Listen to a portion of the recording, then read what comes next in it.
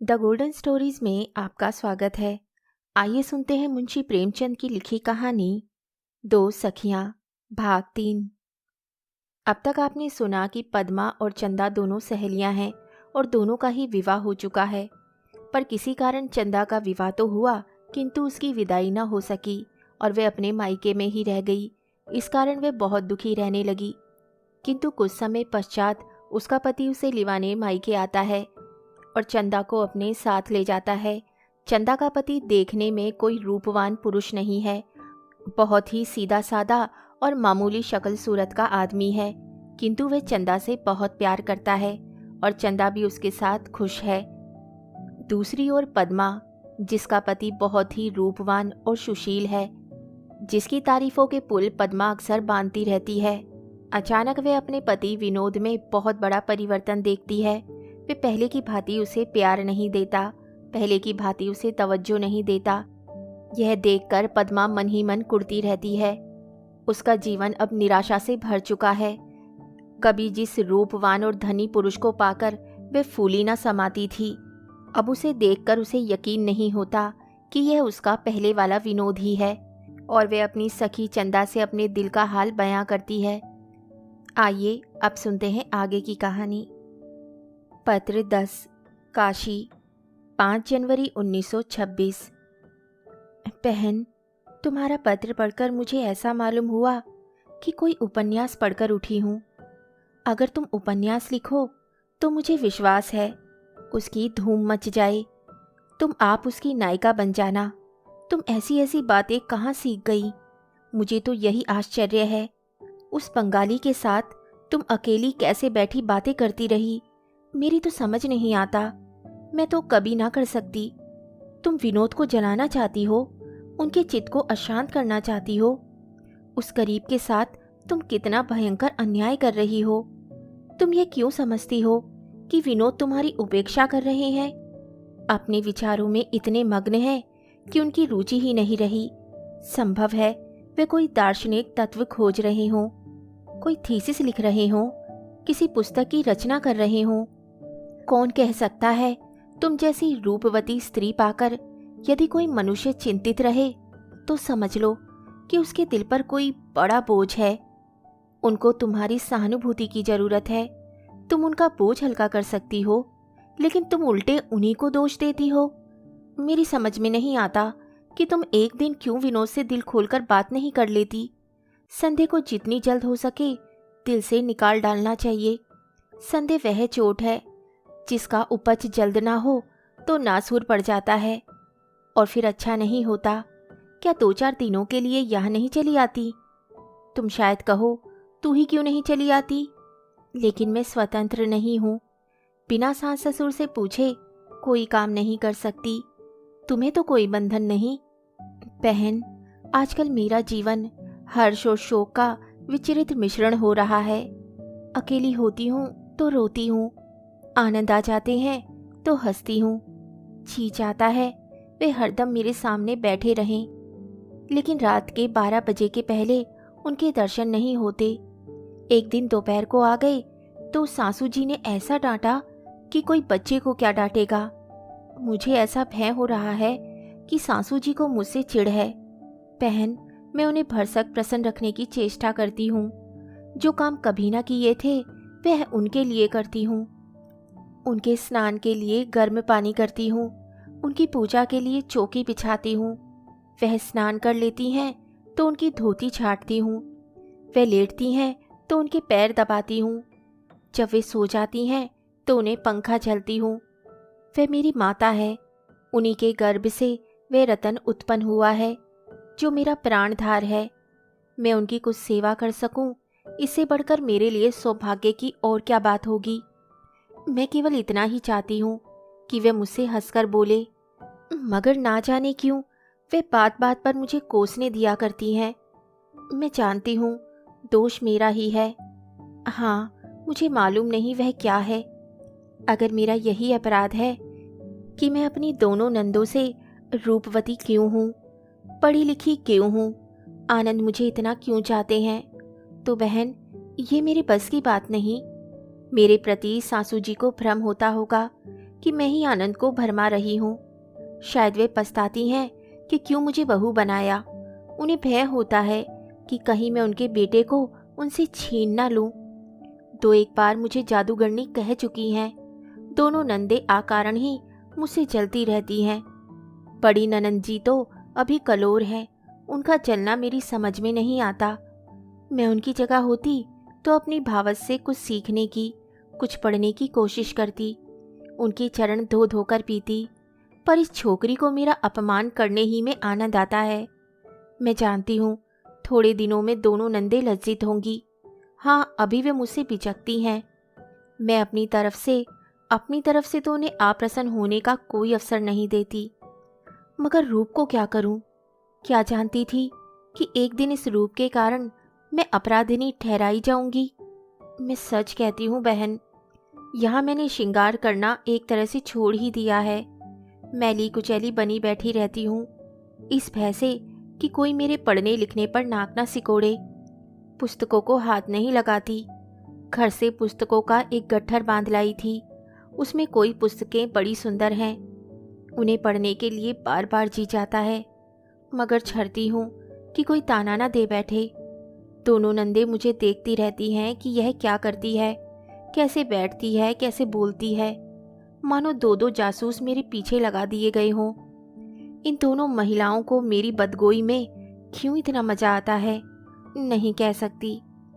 शायद आजकल उन्हें कोई दूसरा काम ही नहीं। गुस्सा तो ऐसा आता है कि एक बार छिड़क दूं, लेकिन मन को समझाकर रोक लेती हूँ। ये दशा बहुत दिनों नहीं रहेगी। एक नए आदमी से कुछ हिचक होना स्वाभाविक ही है, विशेषकर जब वे नया आदमी शिक्षा और विचार व्यवहार में हमसे अलग हो। मुझी को अगर किसी फ्रेंच लेडी के साथ रहना पड़े तो शायद मैं भी उसकी हर एक बात को आलोचना और कौतूहल दृष्टि से देखने लगूं। ये काशीवासी लोग बहुत पूजा पाठ करते हैं। सासू जी तो रोज गंगा स्नान करने जाती है, बड़ी ननंद भी उनके साथ जाती है। मैंने कभी पूजा नहीं की। याद है हम और तुम पूजा करने वालों को कितना बनाया करती थी।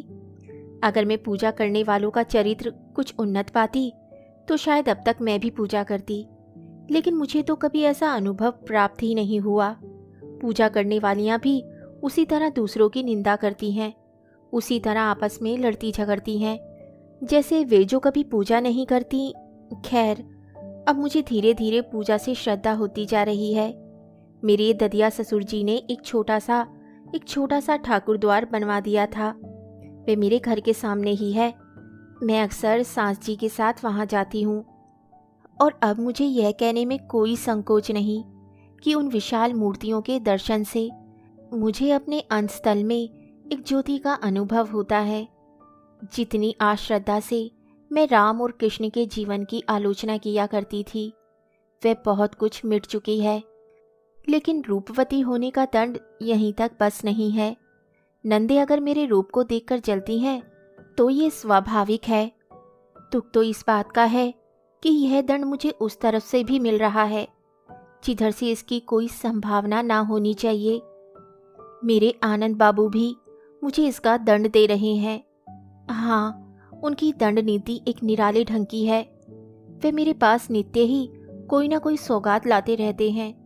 वे जितनी देर मेरे पास रहते हैं उनके मन में ये संदेह होता रहता है कि मुझे उनका रहना अच्छा नहीं लगता। वे समझते हैं कि मैं उनसे जो प्रेम करती हूँ ये केवल दिखावा है, कौशल है। वे मेरे सामने कुछ ऐसे दबे दबाए, सिमटे सिमटाए रहते हैं कि मैं मारे लज्जा के मर जाती हूँ। उन्हें मुझसे कुछ कहते हुए ऐसा संकोच होता है मानो वह कोई अनाधिकार चेष्टा कर रहे हों। जैसे मैले कुचैले कपड़े पहने हुए कोई आदमी उज्जवल वस्त्र पहनने वालों से दूर ही रहना चाहता है, वही दशा इनकी है। वे शायद समझते हैं कि किसी रूपवती स्त्री को रूपहीन पुरुष से प्रेम हो ही नहीं सकता। शायद वे दिल में पछताते हैं कि क्यों इससे विवाह किया। शायद उन्हें अपने ऊपर ग्लानि होती है। वे मुझे कभी रोते देख लेते हैं तो समझते हैं मैं अपने भाग्य को रो रही हूँ। कोई पत्र लिखते देखते हैं तो समझते हैं मैं उनकी रूपहीनता का ही रोना रो रही हूँ। क्या कहूँ बहन, ये सौंदर्य ही मेरी जान का गाहक हो गया। आनंद के मन से शंका को निकालने और उन्हें अपनी ओर से आश्वासन देने के लिए मुझे ऐसी ऐसी बातें करनी पड़ती है, ऐसे ऐसे आचरण करने पड़ते हैं जिन पर मुझे घृणा होती है। अगर पहले से ये दशा जानती तो ब्रह्मा से कहती कि मुझे कुरूपा ही बनाना। बड़े असमंजस में पड़ी हूँ। अगर सासू जी की सेवा नहीं करती, बड़ी ननंद जी का मन नहीं रखती, तो उनकी आंखों से गिरती हूँ। अगर आनंद बाबू को निराश करती हूँ तो कदाचित मुझसे विरक्त ही हो जाएं। मैं तुमसे अपने हृदय की बात कहती हूँ बहन, तुमसे क्या पर्दा रखना। मुझे आनंद बाबू से उतना प्रेम है जो किसी स्त्री को पुरुष से हो सकता है। उनकी जगह अब अगर इंद्र भी सामने आ जाए तो मैं उनकी ओर आंख उठाकर ना देखूं। मगर उन्हें कैसे विश्वास दिलाऊं? मैं देखती हूँ वे किसी न किसी बहाने से बार बार घर में आते हैं और दबी हुई ललचाई हुई नज़रों से मेरे कमरे के द्वार की ओर देखते हैं। तो जी चाहता है जाकर उनका हाथ पकड़ लूं और अपने कमरे में खींच ले आऊं। मगर एक तो डर होता है कि किसी की आंख पड़ गई तो छाती पीटने लगेंगी, और इससे भी बड़ा डर यह है कि कहीं आनंद इसे भी कौशल ही न समझ बैठे। अभी उनकी आमदनी बहुत कम है, लेकिन 2-4 रुपए सौगातों में रोज उड़ाते हैं। अगर प्रेमोपहार स्वरूप वे धेले की कोई चीज दें तो मैं उसे आंखों से लगाऊं, लेकिन वे कर स्वरूप देते हैं, मानो उन्हें ईश्वर ने ये दंड दिया है। क्या करूं? अब मुझे भी प्रेम का स्वांग करना पड़ेगा। प्रेम प्रदर्शन से मुझे चिढ़ है। तुम्हें याद होगा मैंने एक बार कहा था कि प्रेम या तो भीतर ही रहेगा या बाहर ही रहेगा। समान रूप से वे भीतर और बाहर दोनों जगह नहीं रह सकता। स्वांग वैश्याओं के लिए है, कुलवंती तो प्रेम को हृदय ही में संचित रखती है। बहन, पत्र बहुत लंबा हो गया, तुम पढ़ते पढ़ते ऊब गई होगी। मैं भी लिखते लिखते थक गई। अब शेष बातें कल लिखूंगी। परसों ये पत्र तुम्हारे पास पहुंचेगा। बहन, क्षमा करना, कल पत्र लिखने का अवसर नहीं मिला। रात एक ऐसी बात हो गई जिससे चित्त अशांत उठा। बड़ी मुश्किलों से ये थोड़ा सा समय निकाल सकी हूँ। मैंने अभी तक आनंद से घर के किसी प्राणी की शिकायत नहीं की थी। अगर सासू जी ने कोई बात कह दी या ननंद ने कोई ताना दे दिया तो इसे उनके कानों तक क्यों पहुंचाऊं? इसके सिवा कि ग्रह कलह उत्पन्न हो, इससे और क्या हाथ आएगा? इन्हीं जरा जरा सी बातों को पेट में ना डालने से ही घर बिगड़ते हैं। आपस में वैमनस्य बढ़ता है। मगर संयोग की बात, कल अनायास ही मेरे मुंह से एक बात निकल गई जिसके लिए मैं अब भी अपने को कोस रही हूँ और ईश्वर से मनाती हूँ कि वे आगे ना बढ़े। बात यह हुई कि कल आनंद बाबू बहुत देर करके मेरे पास आए। मैं उनके इंतज़ार में बैठी एक पुस्तक पढ़ रही थी। सहसा सासू ने आकर पूछा, क्या अभी तक बिजली जल रही है? अगर वे रात भर ना आए तो तुम रात भर बिजली जलाती रहोगी? मैंने उसी वक्त बत्ती ठंडी कर दी। आनंद बाबू थोड़ी ही देर में आए तो कमरा अंधेरा पड़ा था। न जाने उस वक्त मेरी मति कितनी मंद हो गई थी। अगर मैंने उनकी आहट पाते ही बत्ती जला दी होती तो कुछ ना होता, मगर मैं अंधेरे में पड़ी रही। उन्होंने पूछा, क्या सो गई? या अंधेरा क्यों पड़ा हुआ है? हाय, इस वक्त भी यदि मैंने कह दिया होता कि मैंने अभी बत्ती गुल कर दी तो बात बन जाती, मगर मेरे मुंह से निकला, सासू जी का हुक्म हुआ कि बत्ती गुल कर दो। गुल कर दी। तुम रात भर ना आओ तो क्या रात भर बत्ती जलती रहे? तो अब तो जला दो, मैं रोशनी के सामने से आ रहा हूँ। मुझे तो कुछ सूझता ही नहीं। मैंने अब बटन को हाथ से छूने की कसम खा ली है। जब जरूरत पड़ेगी तो मोम की बत्ती जला लिया करूंगी। कौन मुफ्त में घुड़कियां सहे? आनंद ने बिजली का बटन दबाते हुए कहा, और मैंने कसम खा ली कि रात भर बत्ती जलेगी, चाहे किसी को बुरा लगे या भला। सब कुछ देखता हूँ, अंधा नहीं हूँ। दूसरी बहू आकर इतनी सेवा करेगी तो देखूंगा। तुम नसीब की खोटी हो कि ऐसे प्राणियों के पाले पड़ी। किसी दूसरी सांस की तुम इतनी खिदमत करती तो वह तुम्हें पान की तरह फेरती, तुम्हें हाथों पर लिए रहती। मगर यहाँ चाहे प्राण ही दे दे, किसी के मुंह से सीधी बात ना निकलेगी। मुझे अपनी भूल साफ मालूम हो गई। उनका क्रोध शांत करने के इरादे से बोली, गलती भी तो मेरी ही थी कि व्यर्थ आधी रात तक बत्ती जलाए बैठी रही। अम्मा जी ने गुल करने को कहा तो क्या बुरा किया? मुझे समझाना, अच्छी सीख देना उनका धर्म है। मेरा धर्म यही है कि यथाशक्ति उनकी सेवा करूं और उनकी शिक्षा को गृह बांधूं। आनंद एक क्षण भर द्वार की ओर ताकते रहे, फिर बोले, मुझे मालूम हो रहा है कि इस घर में मेरा अब गुजरना होगा। तुम नहीं कहती, मगर मैं सब कुछ सुनता रहता हूँ, सब समझता हूँ। तुम्हें मेरे पापों का प्रायश्चित करना पड़ रहा है। मैं कल अम्मा जी से साफ साफ कह दूंगा। अगर आपका यही व्यवहार है तो आप अपना घर लीजिए, मैं अपने लिए कोई दूसरी राह निकाल लूंगा। मैंने हाथ जोड़कर गिड़गिड़ाते हुए कहा, नहीं नहीं, कहीं ऐसा गजब ना करना, मेरे मुंह में आग लगे। कहाँ से कहाँ बत्ती का जिक्र कर बैठी। मैं तुम्हारे चरण छूकर कहती हूँ, मुझे ना सासू जी से कोई शिकायत है, ना ननंद से। दोनों मुझसे बड़ी हैं, मेरी माता के तुल्य हैं। अगर एक बात कड़ी भी कह दें तो मुझे सब्र करना चाहिए। तुम उनसे कुछ ना कहना, नहीं तो मुझे बड़ा दुख होगा। आनंद ने रुधे कंठ से कहा, तुम्हारी जैसी बहू पाकर भी अम्मा जी का कलेजा नहीं पसीजता। अब क्या कोई स्वर्ग की देवी घर में आती? तुम डरो मत, मैं खामखा लड़ूंगा नहीं, मगर हाँ, इतना अवश्य कह दूंगा कि जरा अपने मिजाज को काबू में रखे। आज अगर मैं 200-400 रुपये घर में लाता होता तो कोई चूना करता, कुछ कमाकर नहीं लाता। यह उसी का दंड है। सच पूछो तो मुझे विवाह करने का कोई अधिकार ही ना था। मुझ जैसे मंद बुद्धि को, जो कौड़ी कमा नहीं सकता, उसे अपने साथ किसी महिला को डुबाने का क्या हक था? बहन जी को ना जाने क्या सूझी है कि तुम्हारे पीछे पड़ी रहती हैं। ससुराल का सफाया कर दिया, अब यहाँ भी आग लगाने पर तुली हैं।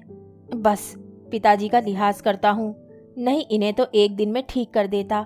बहन, उस वक्त तो मैंने किसी तरह उन्हें शांत किया, पर नहीं कह सकती, कब वे उबल पड़े। मेरे लिए वे सारी दुनिया से लड़ाई मोल ले लेंगे। मैं जिन परिस्थितियों में हूँ उनका तुम अनुमान कर सकती हो। मुझ पर कितनी ही मार पड़े, मुझे रोना ना चाहिए, जबान तक ना हिलाना चाहिए।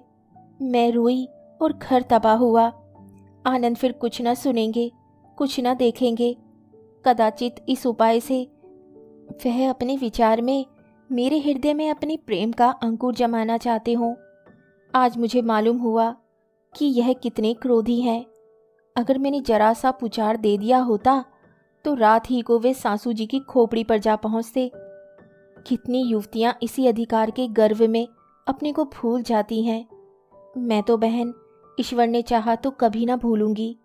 मुझे इस बात का डर नहीं है कि आनंद अलग घर बना लेंगे तो गुजर कैसे होगा। मैं उनके साथ सब कुछ झेल सकती हूँ, लेकिन घर तो तबाह हो जाएगा। बस प्यारी पद्मा, आज इतना ही। पत्र का जवाब जल्द देना। तुम्हारी चंदा। पत्र 11, 5 फरवरी 1926। प्यारी चंदा, क्या लिखूं? मुझ पर तो विपत्ति का पहाड़ टूट पड़ा। हाय, वह चले गए। मेरे विनोद का 3 दिन से पता नहीं। निर्मोही चला गया मुझे छोड़कर, बिना कुछ कहे सुने चला गया। अभी तक रोई नहीं। जो लोग पूछने आते हैं उनसे बहाना कर देती हूँ कि 2-4 दिन में आएंगे, एक काम से काशी गए हैं। मगर अब रोऊंगी तो ये शरीर उन आंसुओं में डूब जाएगा, प्राण उसी में विसर्जित हो जाएंगे। छलिए ने मुझसे कुछ भी नहीं कहा। रोज की तरह उठा, भोजन किया, विद्यालय गया, नियत समय पर लौटा। रोज की तरह मुस्कुराकर मेरे पास आया। हम दोनों ने जलपान किया। फिर वह दैनिक पत्र पढ़ने लगा। मैं टेनिस खेलने चली गई। इधर कुछ दिनों से उन्हें टेनिस से कुछ प्रेम न रहा था। मैं अकेली ही जाती थी। लौटी तो रोज ही की तरह उन्हें बरामदे में टहलते और सिगार पीते देखा। मुझे देखते ही वे रोज की तरह मेरा ओवरकोट लाए और मेरे ऊपर डाल दिया। बरामदे में नीचे उतरकर खुले मैदान में हम टहलने लगे, मगर वे ज़्यादा बोले नहीं, किसी विचार में डूबे रहे। अब ओस अधिक पड़ने लगी तो हम दोनों फिर अंदर चले आए। उसी वक्त वे बंगाली महिला आ गई जिनसे मैंने वीणा सीखना शुरू किया है। विनोद भी मेरे साथ ही बैठे रहे। संगीत उन्हें कितना प्रिय है यह तुम्हें लिख चुकी हूँ, कोई नई बात नहीं हुई। महिला के चले जाने के बाद हमने साथ ही साथ भोजन किया। फिर मैं अपने कमरे में लेटने आई। वे रोज की तरह अपने कमरे में लिखने पढ़ने चले गए। मैं जल्द ही सो गई, लेकिन बेखबर पड़ी रहूं, उनकी आहट पाते ही आप आंखें खुल गई। मैंने देखा वे अपना हरा शॉल ओढ़े खड़े थे। मैंने उनकी ओर हाथ बढ़ाकर कहा, आओ, खड़े क्यों हो? और फिर सो गई। बस प्यारी बहन, बस। वही विनोद के अंतिम दर्शन थे। कह नहीं सकती वे पलंग पर लेटे या नहीं। इन आंखों में न जाने कौन सी महानिद्रा समाई हुई थी। प्रातः उठी तो विनोद को ना पाया। मैं उनसे पहले उठती हूँ, वे बड़े सोते रहते हैं, पर आज वे पलंग पर ना थे, शॉल भी ना था। मैंने समझा शायद अपने कमरे में चले गए हों। स्नान गृह में चली गई। आधे घंटे में बाहर आई, फिर भी वह न दिखाई दिए। उनके कमरे में गई, वहाँ भी ना थे। आश्चर्य हुआ कि इतने सवेरे कहाँ चले गए। सहसा खूंटी पर नजर पड़ी, कपड़े ना थे। किसी से मिलने चले गए या स्नान के पहले सैर करने की ठानी। कम से कम मुझसे कह तो देते, संशय में तो जीना पड़ता। क्रोध आया, मुझे लौंडी समझते हैं। हाजिरी का समय आया, बैरा मेज पर चाय रख गया। विनोद के इंतजार में चाय ठंडी हो गई। मैं बार बार झुंझलाती थी, कभी भीतर जाती, कभी बाहर आती। ठान ली थी कि आज ज्यों ही महाशय आएंगे, ऐसा लताड़ूंगी कि वह भी याद करेंगे। कह दूंगी, आप अपना घर लीजिए, आपको अपना घर मुबारक रहे, मैं अपने घर चली जाऊंगी। इस तरह तो रोटियां वहां भी मिल जाएंगी। जाड़े के 9 बजने में देर ही क्या लगती है। विनोद का भी पता नहीं। झल्लाई हुई कमरे में गई कि एक पत्र लिखकर मेज पर रख दूं। साफ साफ लिख दूं कि इस तरह अगर रहना है तो आप रहिए, मैं नहीं रह सकती। मैं जितना ही तरह देती जाती हूँ, उतना ही तुम मुझे चिढ़ाते हो। बहन उस क्रोध में संतप्त भावों की नदी सी मन में उमड़ रही थी। अगर लिखने बैठती तो पन्नों के पन्ने लिख डालती, लेकिन मैं तो भाग जाने की धमकी ही दे रही थी। वे पहले ही भाग चुके थे। जो ही मेज पर बैठी, मुझे उनका एक पत्र मिला। मैंने तुरंत उस पत्र को निकाल लिया और सरसरी निगाहों से पढ़ा। मेरे हाथ कांपने लगे, पांव थरथराने लगे। जान पड़ा कमरा हिल रहा है। एक ठंडी, लंबी, हृदय को चीरने वाली आह खींचकर मैं कोच पर गिर पड़ी। पत्र यह था, प्रिय, 9 महीने हुए जब मुझे पहली बार तुम्हारे दर्शनों का सौभाग्य हुआ था।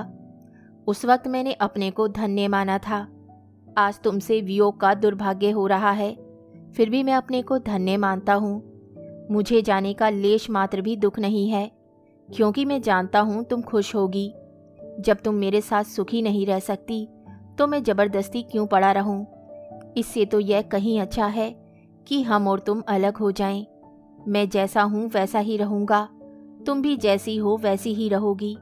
फिर सुखी जीवन की संभावना कहाँ। मैं विवाह को आत्मविकास का साधन समझता हूँ।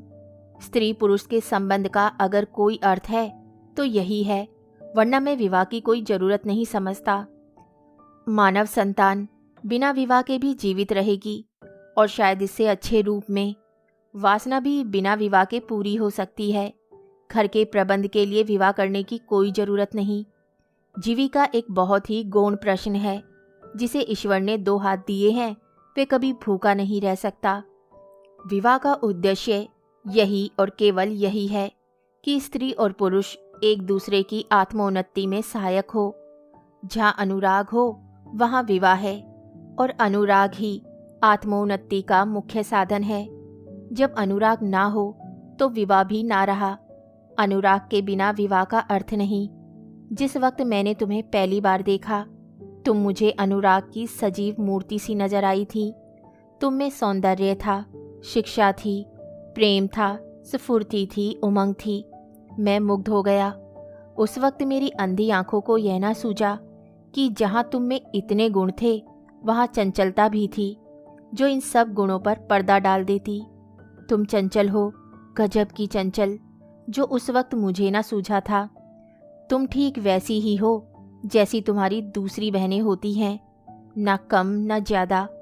मैंने तुमको स्वाधीन बनाना चाहा था, क्योंकि मेरी समझ में अपनी पूरी ऊंचाई तक पहुंचने के लिए इसी की सबसे अधिक जरूरत है। संसार भर में पुरुषों के विरुद्ध क्यों इतना शोर मचा हुआ है? इसीलिए कि हमने औरतों की आज़ादी छीन ली है और उन्हें अपनी इच्छाओं की लौंडी बना रखा है। मैंने तुम्हें स्वाधीन कर दिया। मैं तुम्हारे ऊपर अपना कोई अधिकार नहीं मानता। तुम अपनी स्वामिनी हो, मुझे कोई चिंता ना थी। अब मुझे मालूम हो रहा है तुम स्वेच्छा से नहीं, संकोच या भय या बंधन के कारण रहती हो। 2 ही 4 दिन पहले मुझ पर यह बात खुली है, इसलिए अब मैं तुम्हारे सुख के मार्ग में बाधा नहीं डालना चाहता। मैं कहीं भागकर नहीं जा रहा हूँ, केवल तुम्हारे रास्ते से हट रहा हूँ और इतनी दूर हटा जा रहा हूँ कि तुम्हें मेरी ओर से पूरी निश्चिंतता हो जाए। अगर मेरे बगैर तुम्हारा जीवन अधिक सुंदर हो सकता है तो तुम्हें जबरन नहीं रखना चाहता। अगर मैं समझता कि तुम मेरे सुख के मार्ग में बाधक हो रही हो तो मैंने तुमसे साफ साफ कह दिया होता। मैं धैर्य और नीति का ढोंग नहीं मानता, केवल आत्मा का संतोष चाहता हूँ। अपने लिए भी तुम्हारे लिए भी जीवन का तत्व यही है, मूल्य यही है। मैंने डेस्क में अपने विभाग के अध्यक्ष के नाम एक पत्र लिखकर रख दिया है, वे उनके पास भेज देना। रुपए की कोई चिंता मत करना। मेरे अकाउंट में अभी इतने रुपए हैं जो तुम्हारे लिए कई महीने को काफ़ी हैं और उस वक्त तक मिलते रहेंगे जब तक तुम लेना चाहोगी। मैं समझता हूँ मैंने अपना भाव स्पष्ट कर दिया है, इससे अधिक स्पष्ट मैं नहीं करना चाहता।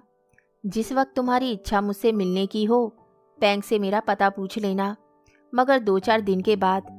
घबराने की कोई बात नहीं।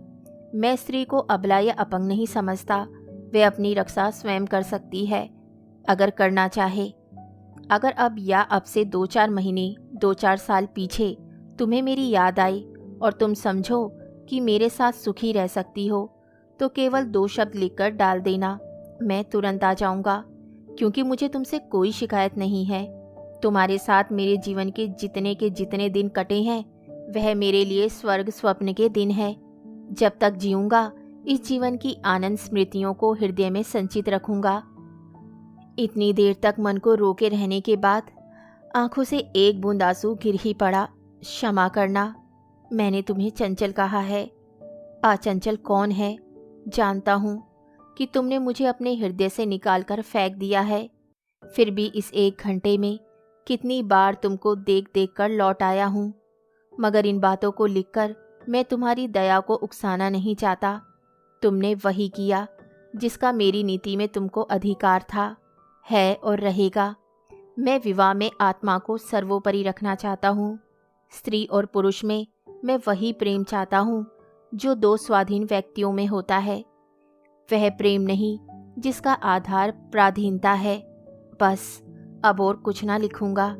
तुमको एक चेतावनी देने की इच्छा हो रही है, पर दूंगा नहीं, क्योंकि तुम अपना भला और बुरा खुद समझ सकती हो।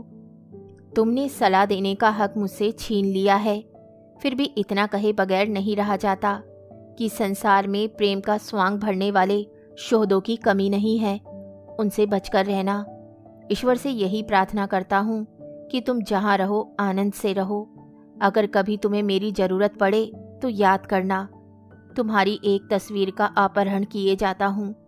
क्षमा करना, क्या मेरा इतना अधिकार भी नहीं? हाय, जी चाहता है एक बार फिर देखाऊं, मगर नहीं आऊँगा। तुम्हारा ठुकराया हुआ विनोद। आगे की कहानी सुनिए अगले भाग में। तब तक के लिए धन्यवाद।